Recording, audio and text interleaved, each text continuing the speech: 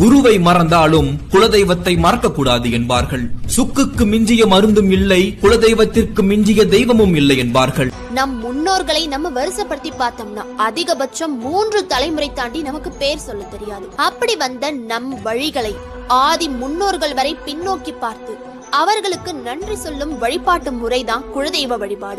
திருவிழா திருவிழா திருவிழா அம்மன் கோவில் திருவிழா ஏற்காட்டு நாயகிக்கு வருஷம் முழுதும்